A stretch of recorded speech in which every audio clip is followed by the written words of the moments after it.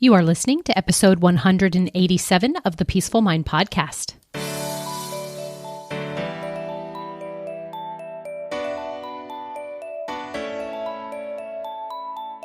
Welcome to the Peaceful Mind Podcast, a place for creating the peace of mind you need to be the best mom you are created by God to be. If you want to bring more balance, more joy, and more peace to your motherhood, this is the place for you. I'm your host, certified life coach and Catholic mom, Danielle Thienel. In the name of the Father, of the Son, and of the Holy Spirit, let's get started. Hi, everyone. Welcome back to the podcast. I'm so excited today to talk about how to parent in a more Christ-centered way. And I've brought on Crystal Haitsma. She is the parenting coach. She's a certified life coach and homeschooling mom of 4. She loves to travel and adventure with her family. Professionally, she has been interested in the study of human behavior and connection for years and helps make parenting simple through mindset and emotional work. Welcome, Crystal, to the podcast. Thanks, Danielle. Thanks for having me. This is so fun. So fun. And especially about this topic, right? Mm-hmm. So you are a parenting coach. Can you tell me and just start out so we all know, what is your story? How did you get to where you are now? Yeah. So I think that I used to think that people who were really good at what they did were good because they were just naturally good at it. And the more that I learned about my favorite mentors, like Brene Brown is one of them, the more I realized she's so good at what she does and talking about shame because it was something that she dealt with so strongly when she was being raised. And so I feel like that's almost always the story, right? You read about it and you're like, oh, okay, wait, no, they learned this because they weren't good at it. So that's the same with me in parenting. Parenting is for sure the thing that I struggled with the most in my life. I have some kids that are neurodiverse. And at the time we didn't know that. I knew that there was probably something a little bit different because it was pretty big behaviors. They would have really big meltdowns. At the time, one of my kids was around 9 and 4. But I was really struggling with my 9-year-old, and the meltdowns were so intense and they were so frequent and they were getting really violent, and I wasn't sure what to do. And that was the very first time I ever even considered contacting a therapist. Because up until then I was like, no, I can figure this out. And rewind a little bit. And I'd learned about connection-based parenting. Some people call it attachment-based parenting or conscious parenting. I learned about that years before when my kids were really little. And so I already knew when I read those books, I was like, oh, it resonated with me because it felt like the relationship that I have with God. I read it, and every time that I read something, they were talking about science and theories and attachment, and I just kept thinking, this is God. When something just resonates with you and you feel like it's truth inside your body as you're reading it or listening to it. Absolutely. Right. That's totally the experience I was having. And I was like, this is amazing. But then for the next 10 years of trying to implement it, just felt like it wasn't working. And also praying every day for help me to be patient, help this to be easier. And it was not happening. And I was kind of like, God, what is happening?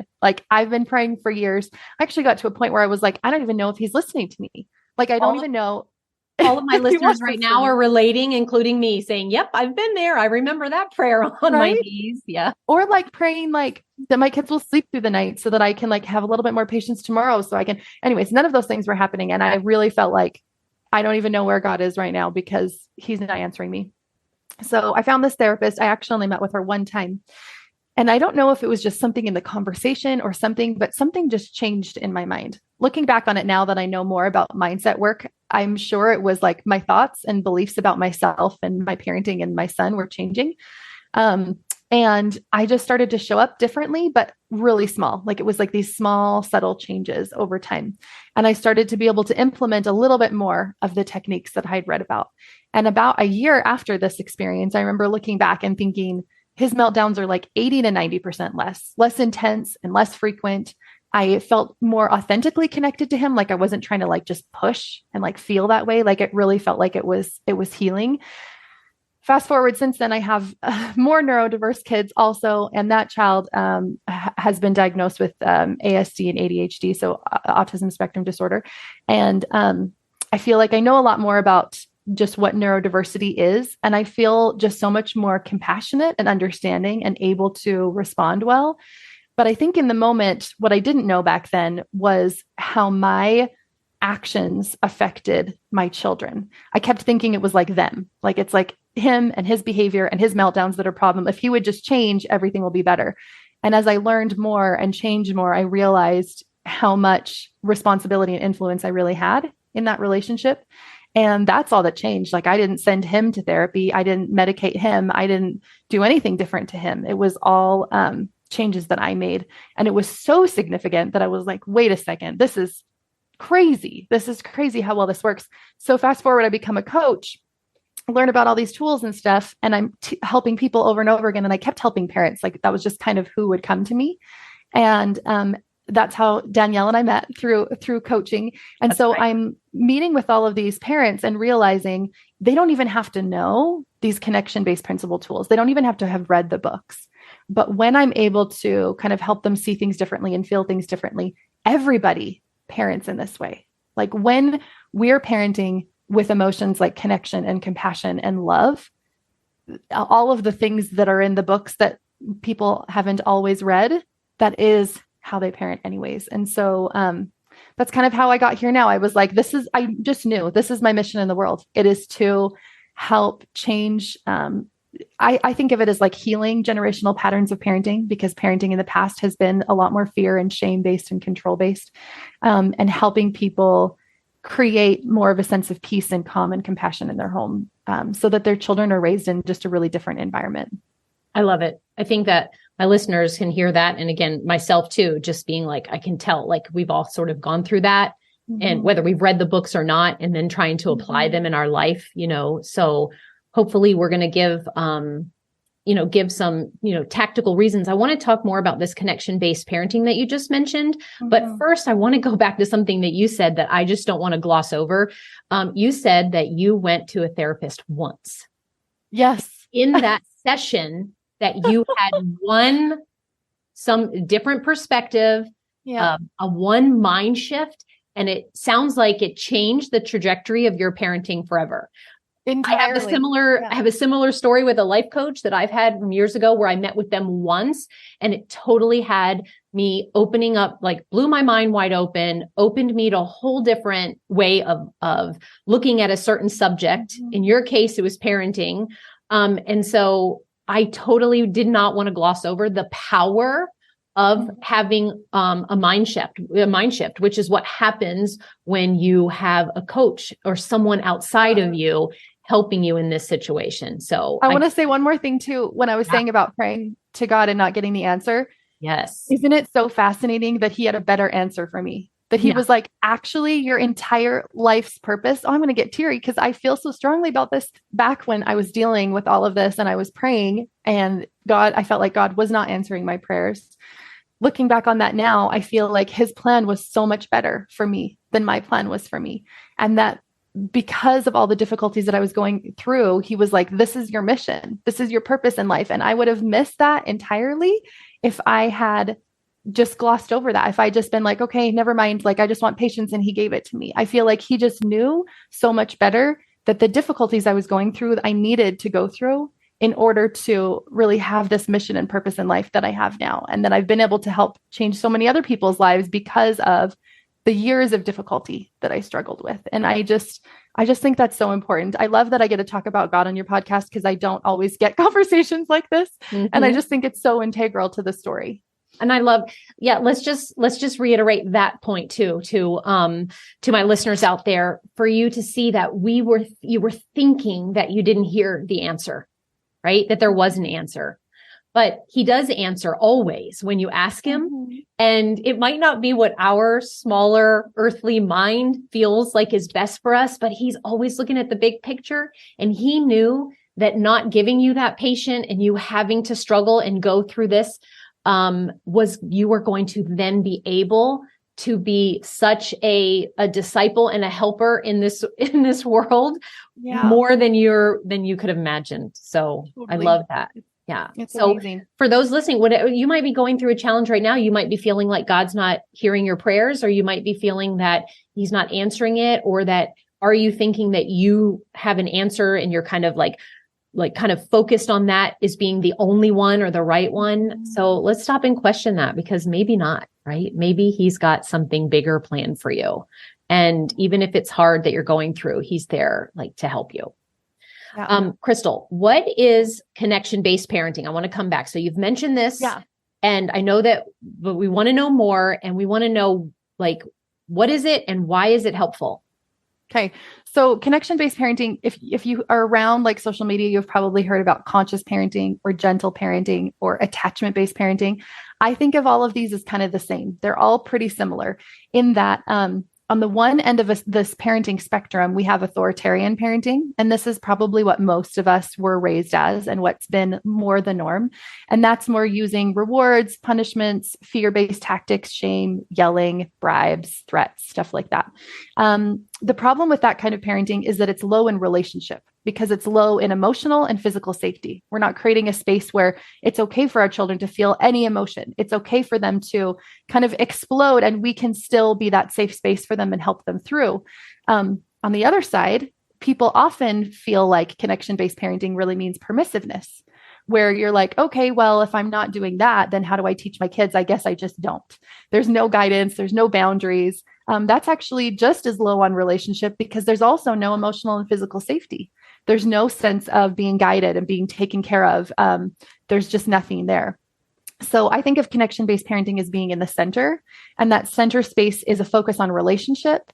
It's a focus on connection and love more than anything else. Connection over behavior modification. Connection being the main purpose. And that through that connection, our children have these roots of attachment. And some of the roots of attachment are things like sameness. They want to be like us. Belonging. They feel belonging. They want to be close to us, close proximity. They look to us to guide their behaviors. They're looking at what we're doing. So it's like example based. So 80% or more of the time we're teaching through how we show up in that relationship and what we're like in the world. And like 10 to 20% of the time is us actually taking moments to teach them and have conversations about things. Most of our teaching is through example. And that's kind of what I feel like it is. And the reason that's the way I describe it, but the reason I think it's so important is when you see adults that have a difficulty maybe differentiating themselves from other partner, like from their partner, like from their spouse, they have a hard time with enmeshment with their children, which means like I make my children's behavior mean something about me a lot of the time, right? Like they have a bad behavior and I'm like, oh no, I'm a terrible mom kind of thing. Or if we have a hard time feeling our feelings, like not just blowing up when we feel big emotions, there's a lot of things that happen as adults now due to what our childhood was like. And so they're completely connected, like adult issues, patterns that we get stuck in, habitual patterns that we get stuck in come from our parent-child relationship when we were little. And they're just patterns and ways of being and doing things that we've done for a long time. Even if our parents didn't overtly say those things, they've actually passed down their subconscious beliefs to us also. So things like you should respect your elders, or children should be seen and not heard, or you have to obey. And obeying means like not even questioning, just doing exactly what I say in the moment that I say it. And these kind of older modalities or theories, I guess, around parenting can still be passed down to us subconsciously, even if we don't logically believe them.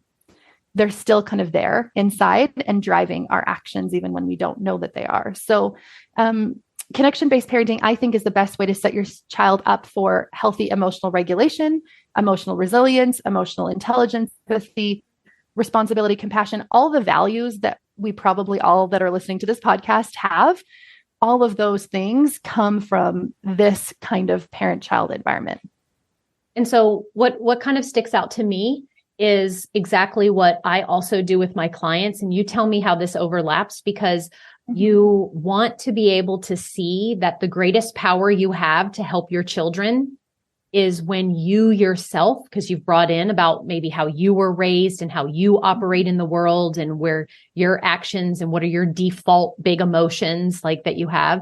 So that like, you know, so would you say like how I focus on helping the mom and the person, the client who's coming to me for help, they might want help with their children, but I always say it starts with you, like understanding you, what you know, getting you to feel better.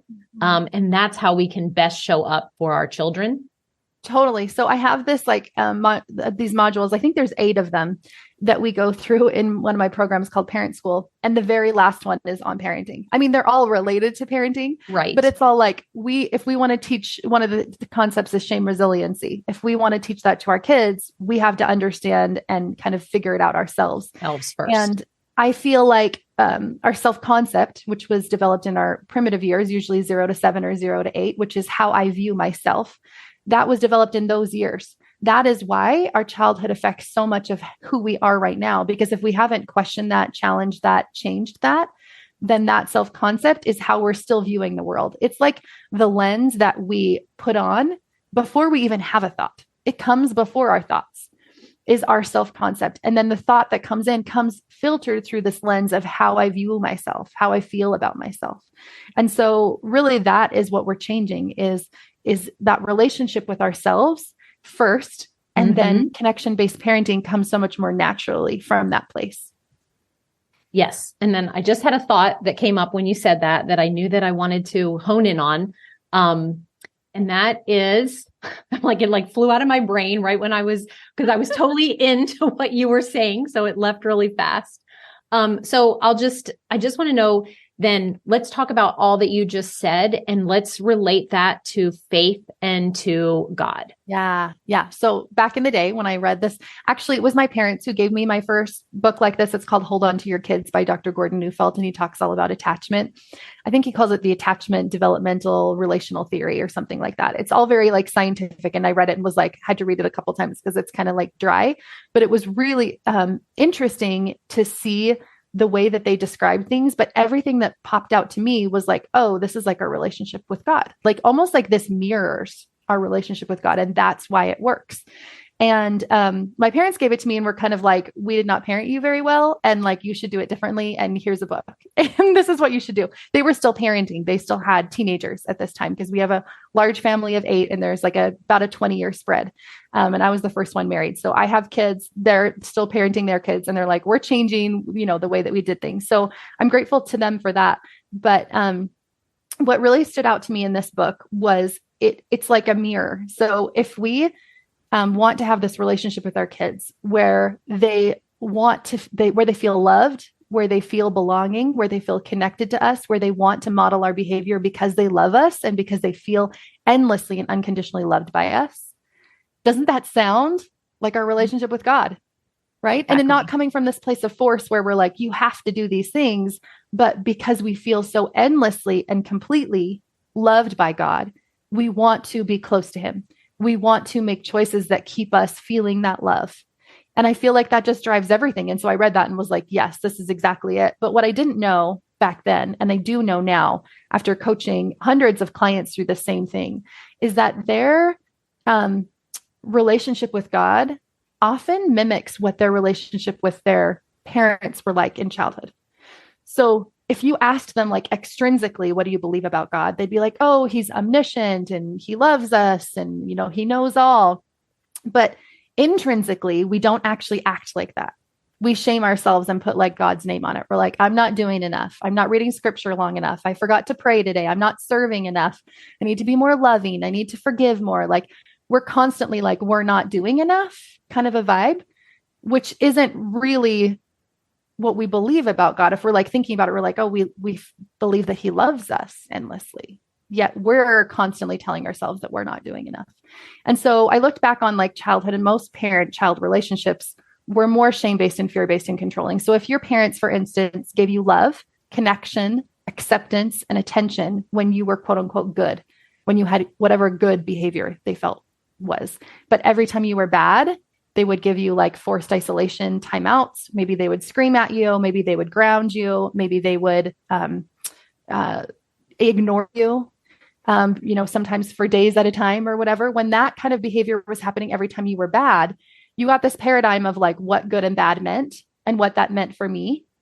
And if you were religious and grown up in a religious environment, you put God's face on that also. So you're okay, well, God only loves me if I am like this. And that's when I get his love and connection and attention. But if I make a mistake, which newsflash, we always make mistakes. I mean, that's kind of the plan, is to make mistakes and learn from them, right? So I think that we kind of get stuck in this paradigm of thinking that God is just like always mad at us. And then we kind of subconsciously keep that, even if we don't logically feel like we do. And then anytime that we have shame, which that feeling is shame, it's going to seep out of us also. And so that's how it kind of gets into our parenting too, is that even if we're not like yelling or screaming at our kids, we can still kind of spread that feeling of shame to them when they do something wrong. So if we're going to be, so taking that idea, right, about how you might have those certain thoughts, that way of thinking, and that relationship with yourself, and kind of connecting it with your relationship with Christ, then if you want to parent in a more centered way, and I know that this mean, when I say that parenting, that's how you show up, that's the actions, then you need to be thinking, different thoughts that's going to have you showing up in a Christ-centered way. So what are just some of the thoughts you could be thinking that would fuel actions if you are then wanting to have the result of parenting in a more Christ? Yeah. So I think the most important thing is to study Christ's ministry, because that's what we know of him, right? We're like, so when he was on the earth, what was he like? Yes. And like, that's pretty obvious. Like there's some pretty significant things. Like he was always individual, right? He would connect with people individually. Like in every moment that he could, he would be connecting with them individually. Another thing that we can see from his ministry is that he was always so loving, like endlessly loving. Like even when he was on the cross and they were killing him, he wasn't like, you're not doing good enough. You should be, you know better than this, right? Like none of that came up. So why would we think that when we forgot to say our prayers or yelled at our kids or whatever it is that we've done that day, we're like, that he would come to us and be like, you're not enough. You should be doing more, right? When we're like, did we ever see that? So I think for some thoughts, it would be to read what he was like, and then to understand for ourselves, like, what do I think he would feel about me right now? I always imagine, like, if he was sitting here right beside me, what would I tell him and what would he tell me? It's very different from when I'm talking to myself. Yes. I'm only chuckling because that is a part of my program, which is Calling on Our Faith. And I say that all too often, how pointing out to my clients how mean, and I call it like the bully brain, when they're mean to themselves. And I want them to imagine exactly what you said. If you were sitting down, sometimes I say like a park bench or right where you are right now, at the end of your bed, and you were just like having a chat, would he ever say those things to you? So I love it. We're totally on the same page there. And I think that is what changes your thoughts, right? You don't need specific thoughts to think. It's just like, what would I be thinking? Yeah. Okay. So first of all, I want to tell you that I remembered the point that I said that I forgot. Oh, yes. That I just want to sort of wrap this up with. You were talking about why we might be showing up the way we are today in our life, based on our past and our upbringing things. But what I wanted to make sure that because this podcast is called the Peaceful Mind Podcast, and I'm always trying to infuse more peace of mind into my clients and my listeners. And what I wanted to just reiterate with that point that you were making is that even though you might have grown up that way, even though you have this strong identity in one way or the other because of the environment and wherever you are and how many decades of life that you've lived, if you want to become a more Christ-centered parent, and show up in that way, you absolutely can, starting today. Hopefully that with like whatever happens in your future, right? We say this a lot on the podcast, your past does not have to have any bearing on that. So if you just decide today, regardless of how the environment you grew up or what your parents emulated for you or things like that, I just wanted to reiterate that your future can be different. And that is backed by science too. It's a concept called neuroplasticity, right? So our brain is plastic and it's moldable and changeable. So when we look back on our past to think like, okay, what patterns am I stuck in? It's only to understand, why am I responding in this way now? And how do I want to change that? And what new patterns do I want to create? How is it affecting me? And what do I want to change going forward? And it's so possible to change. Yes. I mean, look at Danielle and I, we're like, I'm like, now I coach other people parenting. And like, that was the thing that I had the hardest time with. So it's absolutely possible. Same. That's right. Okay. So I know that my listeners have heard everything you've said and they're like, yes. And I like that. And if I always want them to be able to have like a takeaway of where they could get into action to move and see themselves making progress towards parenting in a more Christ-centered way. So what is one action they could do today to help their kids? Okay. So I'm going to give them two because Okay. I think this will be really helpful, and they're two kind of separate ones, but connected. So one is triggers. When you're feeling triggered, it's like a strong emotional activation. And when you're feeling triggered, you can know there's some sort of root of shame there. Anytime I'm feeling like one of those big, strong, intense emotional reactions, it comes from a root of shame. So in that moment, or maybe once I've calmed down, I'm going to ask myself, what am I making this mean about me? Mm-hmm. And that will bring up one of those more subconscious beliefs, one of those ways that we kind of, like you said, bully our brain versus what God would say to us and what he would view us. So even just understanding what's underneath that, it's not that your child's not listening that's really bothering you. It's under the surface that you're thinking probably something along the lines of, if I was a better mom, he would listen. Or this is, we don't have a good enough relationship, or I'm doing something wrong. Like there's always under the surface thoughts, and those are the more triggering ones. So when you're feeling a strong emotional activation, just ask yourself that one question: what am I making this mean about me? And you can journal on that a little bit. Mm-hmm. The second one is, so much of this work that we do is about emotional regulation. So we want to teach our kids how to be more calm, not necessarily more calm, to show their big emotions, but not to be overtaken by them, and to be able to bring themselves back down to calm when they're feeling that way. And in order to do that, it comes through a process called co-regulation. And co-regulation is this dance that we go through when our children are little, where we kind of help them to feel their feelings, and not in a way where we're like, what color is it? Or let's do box breathing together. It's not teaching them. It's our energy that influences their energy in that moment. And so in order to do this process of co-regulation, we need to bring our own brains back down to calm first. And so part of this process is understanding what we're feeling. And so what can help everyone in the family, but most importantly us, is to understand and name our feelings, and even just take a minute just to kind of pause. I just put my hand on my heart and take a deep breath, and I'm like, hey, what am I feeling right now? And I just say the name. And even that can help process a little bit of what I'm feeling. And so I would say I have a feelings wheel that you can download. Danielle will put that in the link somewhere. And you can download that, and you can print it off and put it wherever you want in your house. And I love to just have that visible, and have that just be a way of me being able to understand my emotions and name my emotions and feel them a little bit more effectively. And my kids see me do it, and we can have conversations about it, and we can all kind of be on the same page about this. And over time, they will learn that. If you have kids under 12, it's going to take a little bit of time, because they actually co-regulate more than they self-regulate till about 12. So what that means is the burden of responsibility is a little bit more on us in how am I feeling in this situation, and what's coming up for me, and how can I bring myself back down to calm so that I can more peacefully parent them in this situation. So good. Thank you for that. Yes. As Crystal mentioned, the link to be able to get that feelings emotional wheel will be in the show notes. So thank you for that gift for everyone. And also thank you so much for coming on the podcast. It was so fun and so helpful. Danielle. That's what I have for you this week. I hope you have a beautiful rest of your week, and I will see you next time. Thank you for tuning in to today's episode of the Peaceful Mind Podcast. Are you ready to take everything I teach you here and put it to work for your own life? To really learn how to have peace of mind no matter what is happening around you? If so, I'd love to have you as a client. As your coach, this is where you'll get personal and focused time on your own mind, using life coaching tools, concepts, and proven life-transforming wisdom, all through a faith-filled lens.